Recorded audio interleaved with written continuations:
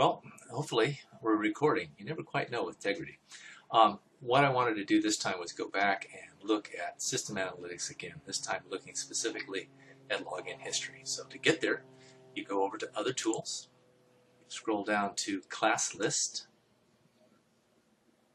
move to the Student section, and use the drop-down menu to click into View Progress.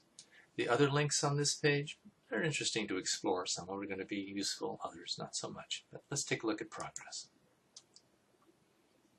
Now, with Progress, this time we're going to talk about login history. The idea behind login history is that the system is going to keep track of every time a student logs into a class. Now, that's the ideal.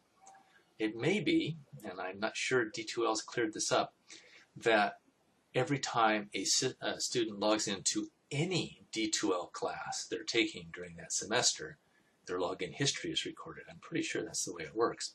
So if your student has multiple classes, it may be that you look at their login history and say, oh, well, this person's logged in. Well, this person definitely doesn't have login multiple classes. Let's interpret this and you'll be able to tell from it. What we're seeing here is a date when the login occurred. Absent period is the number of days since their last login.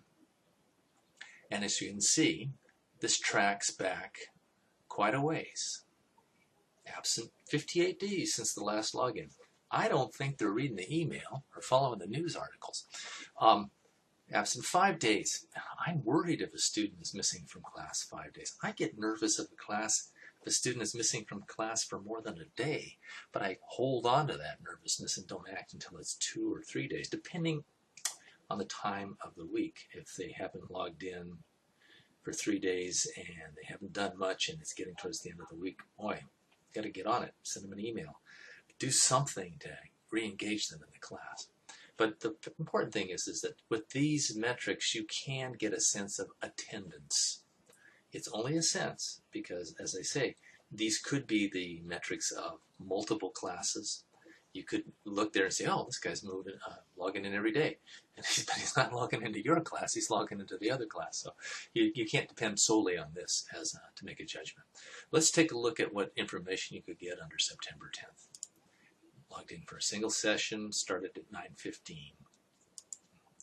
That's it. Single session, started at 5:01. Doesn't give you an awful lot of information. It just gives you, well, started at 2:33 a.m. I imagine that was a tough day. I wouldn't have been online at 2:33 a.m., would I? I don't know. That's my birthday, so maybe I was celebrating by playing with D2L as my student alter ego. I doubt it. But you can load more, but that's taking it too far back. Basically, there you have it. You have a login progress history up here. Number of logins in the last 30 days, 1. Last time the course was accessed on the 10th. Last time the system was accessed on the 10th. So that's it. That's a little quick look at login history. Again, it's a rough tool. It's not going to give you all the information you need, but it helps you accumulate evidence and the things you should do before you start worrying about a student being missing from action. They may not have posted. You go in here and you find out, oh, they're logging in every day. You go over to the content and discussion summaries and you see that, oh my, they're actually reading the content and they're reading the discussions, but they're not posting. Then put together a little note saying, gosh, I see you're really spending a lot of time in class. I see that you're reading a lot. But you know, you haven't been posting in an online class. If you don't post, you're not present. I know you're there because I'm looking at the back end of the analytics, but your classmates don't. So how about posting? Let us know. Let us hear from you. Let us hear your real voice. It doesn't have to be an accusation. It just needs to be a gentle reminder to participate. Hope these videos help. I'm certainly making them fast. And once again, from San Diego, it's a pleasure to be working